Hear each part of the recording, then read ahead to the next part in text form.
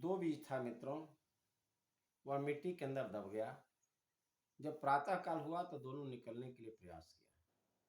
एक तो मिट्टी को चीर कर बाहर निकल गया, दूसरा चुपचाप उसी में दुबक गया, बाहर नहीं निकल रहा था। कहा कि भैया बाहर मत जाओ तुम, बाहर के लोग बड़ी खतरनाक होते हैं। वे क्या करेंगे कि दबा देंगे, तुम्हारा डैना टूट जाएगा, पंखुड़ियां टूट जाएगी, पंख टूट जाएंगे। इसी में चुपचाप दुबक कर बैठे रहो, बड़ा आनंद है, अंदर रहेंगे चुपचाप। तो बाहर की दुनिया गजब तरह की होती है। वह बड़ा बीज कहा कि नहीं भैया हमको जाने दो, जाएंगे बाहर। और वो जब प्रयास किया, बाहर जब मिट्टी को खुरेद कर निकल गया तो सूर्य देवता आए और अपनी सुनहली किरणों से उनको जाकर स्नान करा दिए। पवन देवता आए, पंखा डुला दिए। और वर्षा रानी आई, वह फुहार देकर उनको तृप्त कर दी। किसान भाई आए, देखी कि बड़ा सुंदर बीज है। वो क्या किए कि चारों तरफ से घेर कर उसकी संरक्षण कर दिए। बीज बढ़ता गया, बढ़ता गया, बढ़ता गया, पौधा से पेड़ बन गया और अपने तरह हजार बीजों को पैदा करके रैन बसेरा चिड़ियों के लिए बनकर और सुख समृद्धि देकर इसके बाद में धरती से संतोष के साथ चला। और जो वह दुबक कर जो रह गया था नीचे, उसी मिट्टी में दब कर सड़ गया, बदबू आने लगी। मित्रों, उस बीज की कहानी हो या ना हो, लेकिन हम सबों की जीवन की कहानी है।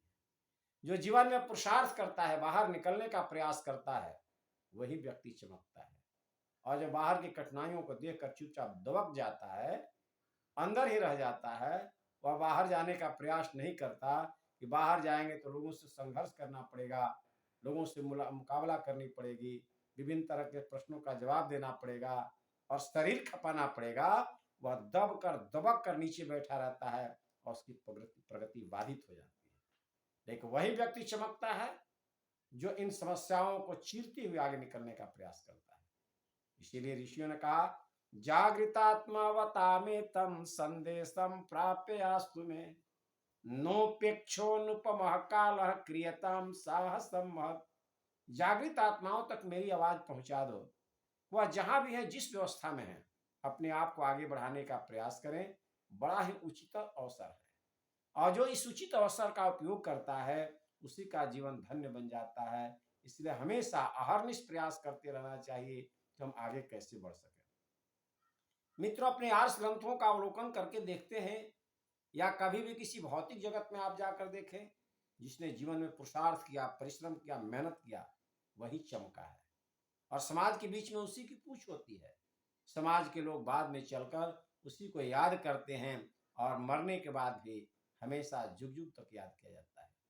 चाहे हमारे महात्मा गांधी हो या अन्य ऋषि महर्षि हो या देश विदेश के कोई भी व्यक्ति हो, जो पुरुषार्थ किया वही आगे बढ़ा।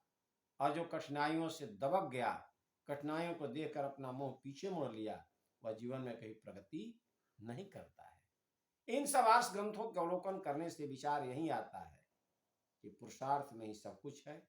इसलिए हम लोग मेहनत करें, पुरुषार्थ करें, परिश्रम करें और आगे बढ़ने के लिए हमेशा तत्पर रहें, तो निश्चित रूप से हमारा जीवन धन्य बनेगा, समाज में हमारी प्रतिष्ठा रहेगी और इस जीवन का उद्देश्य की प्राप्ति हम सभी कर सकेंगे।